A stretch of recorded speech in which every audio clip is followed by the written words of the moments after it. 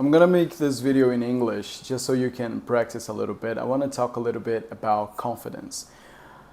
Confidence is something that is a bit tricky, and I'd like to give an example before I start talking. When I'm teaching English, if you don't know, I'm an English teacher and I have been doing this for 7 years. The thing that keeps people from speaking is not lack of vocabulary, is not lack of knowledge about grammar, it's not bad pronunciation. The thing that keeps people from actually using their English and speaking English is confidence. I'd say it's like 80-85% of the problem, it's confidence. People just doubt themselves when they're talking. People just feel extremely insecure when they're talking, including in class. And this is something that I don't understand, to be really honest. I have a particular student, she pays me every month to come to class, and what we do in class is we make mistakes. If you come to class with me, you're gonna make a mistake so that I can correct you. That's the whole point. That's why you pay me. And then she comes to class and she says, I'm afraid of making mistakes. Well, come on, girl, that's the whole reason you're paying me for. So if you lack confidence when you're there in class, when you're trying to speak English, people are not going to understand you. Because look, when you're talking, normally when we're talking, when we are in a conversation with someone, the other person is probably invested in what you're saying, unless you can see they clearly are not. And they're not paying attention to your pronunciation, they're not paying attention to your grammar. Maybe if you make a grammar mistake here or there, they're gonna notice, but they're gonna brush it off and keep focusing on what you're saying. But then, when you are talking, and then you start to undermine yourself, that's when the other person loses focus on what you're saying and starts to pay attention to your mistakes. And this is something I learned with a theater teacher, I guess, a couple of years ago. So I was in theater class, and there was a bunch of lines that I had to memorize. And when we were out to actually speak those lines, I forgot what I had to say. And so I was there, I was talking, and I realized I forgot. And so I looked at the teacher and said, I forgot what I'm supposed to say. And then she stopped everything. She came to me, she said, look, when you forget your lines, you are the only person who knows you forgot it. The audience is only going to realize you forgot your lines if you tell them, if you let them know you forgot them. And this goes for basically everything in life. I'm very grateful for that teacher because this little piece of knowledge she gave me changed my life completely. If you are insecure about something, if you have any kind of insecurity on the way you talk, the way you look, the way you dress, the way you stand, people only notice if you let them know it. That's the only time people notice it.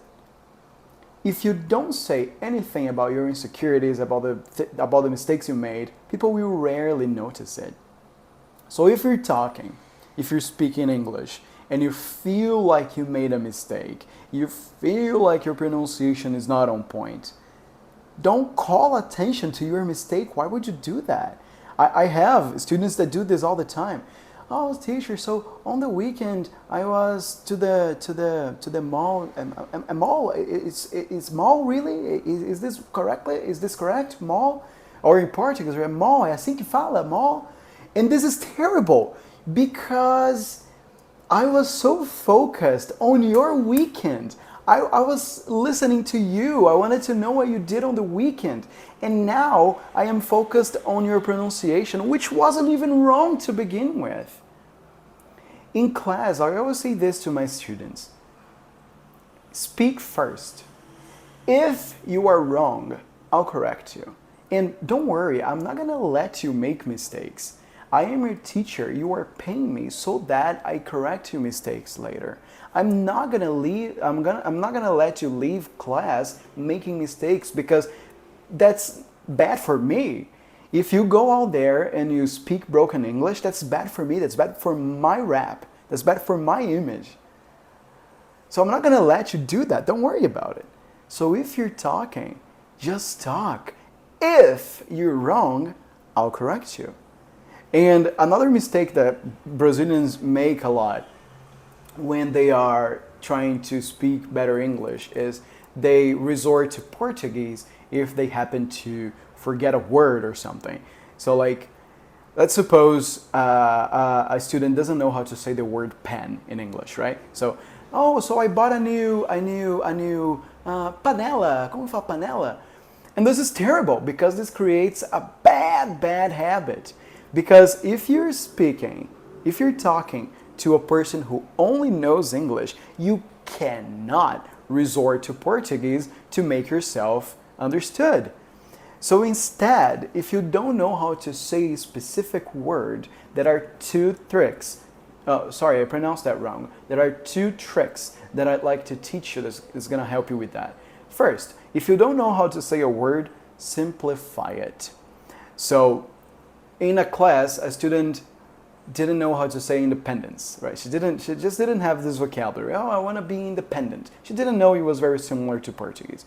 And then I told her, simplify it. If you don't know what to say, simplify it. She said, oh, I don't want to depend on anybody. Okay, perfect. I got it. I understood. Languages are beautiful, especially because they allow us to say the same thing in a multitude of different ways. See, I make mistakes on my pronunciation as well. If I realize it, I correct it. If I forget a word, I simplify what I want to say. I just bring it in an easier way so that you can speak, because remember, the focus is on speaking. It's on making your message heard, making your message understood. This is what it's about. The grammar, the pronunciation, the vocabulary, that is second to the message itself. So if you have a good message, you're not sure of the words you're going to use it, simplify those words. It's not necessary. It's actually good sometimes, because when you stop using complicated words, people are going to understand your discourse better, and actually more people are going to understand it. And the second thing you need to do, aside from simplifying, is explaining the words. Let's go back to that pen example, right? So a student doesn't know how to say pen in English. So no problem. You can explain what a pen is. Oh, it's the metal thing we use to cook. And do the mimic, we humans, we are amazing on understanding mimics. If you make mimics, people will get it. I remember the first time I had to resort to this myself when I had an exchange program to Canada back in 2015. Jesus Christ, almost 10 years next year. I'm getting fucking old, man. But anyway, when I was in Canada, I was already considered a fluent English speaker, but my vocabulary sucked. So I went to a sort of coffee shop. I don't remember the name. It wasn't Starbucks. It was a very popular one that's only in Canada. I can't remember it right now. But anyway, I went to grab my coffee, and the cup the guy gave me required a straw. And I didn't have a straw, and I didn't know how to say straw in English. But remember, I'm in Canada, so I cannot resort to Portuguese. So what I do to get my straw is to explain to the guy, oh, I need this sucky thing, And he said, oh, a straw. And I said, yes, exactly. And I never forgot how to say straw in English since then. I know it sounds silly. If you are a native English speaker, you probably think this is very silly because straw is such a simple word. But it's not the sort of thing we talk about in English classes normally, So for me, it was a big deal. I remember when I went to Canada, I didn't know how to say hairbrush, toothbrush, soap, deodorant. I had problems with all those things when I got there. I mean, my present perfect was sharp, I'll tell you, but I had no idea how to say like fucking toothpaste. It's funny that really does happen. So these are the two things you need to do. First, if you don't know how to say something, simplify it. And if you don't know how to say specific words, try to explain what it is, especially if it's an object, do the mimics because it really works. And do not remind people you are making a mistake. We are normally very permissible. We put up with a lot normally. We can stand a lot. So if you're talking to someone and your word or English is not perfect, they probably don't care. You are the only one who probably cares about that. They don't care. Just like you hear all the time, oh, I am a little, you hear like a random person saying, oh, I'm a little worried about my hair because my hair doesn't look that good. And we look at the person and say, what the hell are you talking about? Your hair is normal. Because the insecurities only exist in our minds, not in other people's minds. So when I was younger, I had tons of insecurities. I was insecure about the size of my forehead, for example. Oh, my forehead is too big and everything. And probably now that I mentioned it, you're noticing, right? It's a fucking airport over here. But turns out no one notices it. Only a friend of mine once made a joke about my forehead and something like that. Not once did people comment on that. Not once did my forehead keep me from getting a girlfriend, for example. I was a little insecure as well about my height because I'm not that tall, but turns out people don't care about that as well. Just behave normally, just if you carry yourself around with confidence, people are not going to notice your insecurities. That's the thing. You just gotta be yourself. Don't worry about what other people are gonna think. I know that this is sort of a cliche advice because don't worry about other people are gonna think of you. And if you go to the extreme, you're gonna be a fucking weirdo and people are gonna notice. And if you worry about everything, you're gonna be like that anxious, socially anxious, like little nerd. We don't want none of those extremes. I mean, we need to care about what other people think of us, yes, but more like, oh, am I an honest person?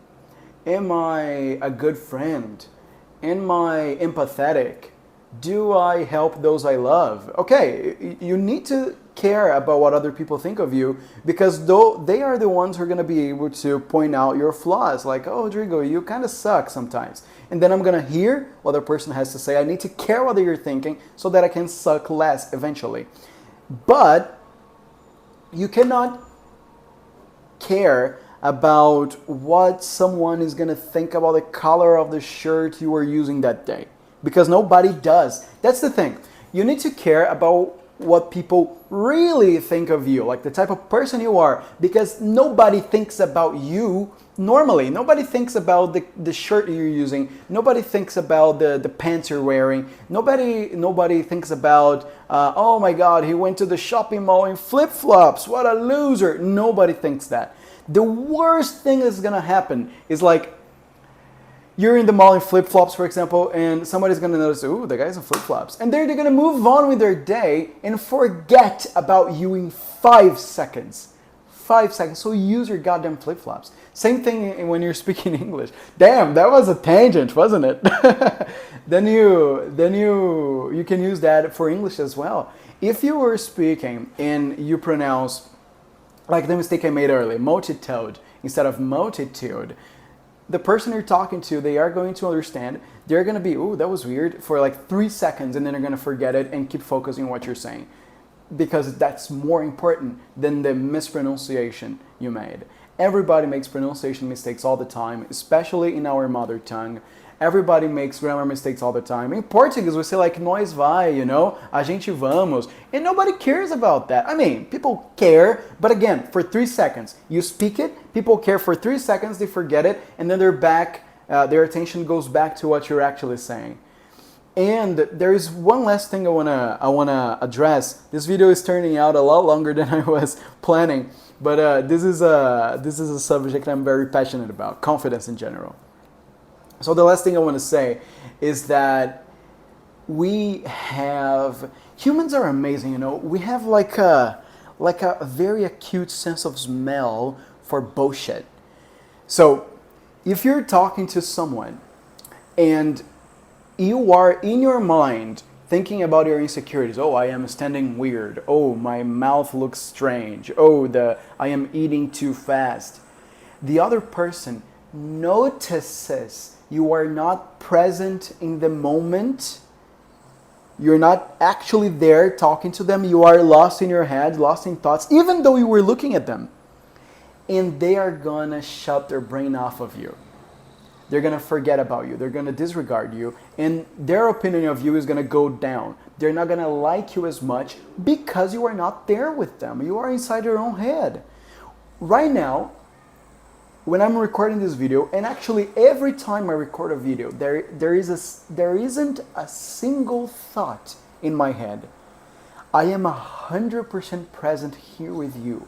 I'm not thinking about my finances. I'm not thinking about my classes I'm going to teach later. I'm not thinking about the chocolate, the ice cream I had yesterday. Oh my gosh, now I'm a little, I broke my diet. I'm not thinking about the shirt I'm wearing, whether I'm sweating or not. I'm not thinking about any of that. I'm 100% here with you present.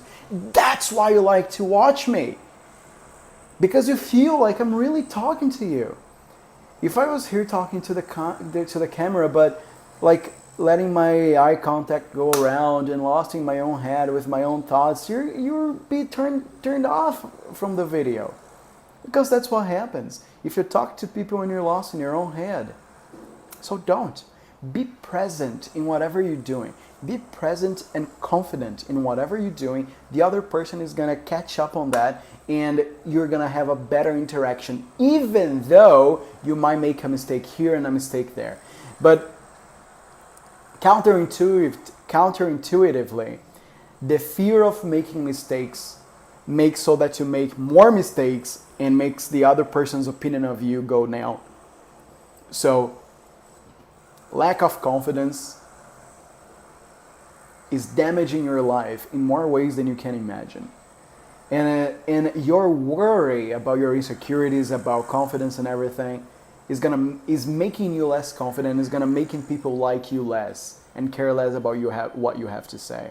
So be confident, be present, be authentic. People like that. Don't care about what are people gonna like. Just be yourself and people are gonna like what you have to say or not, and then move on. Confidence is the key to learning anything, to doing anything, including, and maybe even especially, learning a second language like English. And if you want to increase your confidence a little more, you should practice more English. So you can click on the first link here on the comments, on my comment, where I share the link for my WhatsApp community, where you can enter and talk to other people who are learning English as well. People are sending very interesting messages over there. People are making jokes in English. I send contents there in English all the time. You're gonna have direct access to me, so you're gonna get to practice a lot more. So go there, click there right now so you can practice your English and increase your confidence.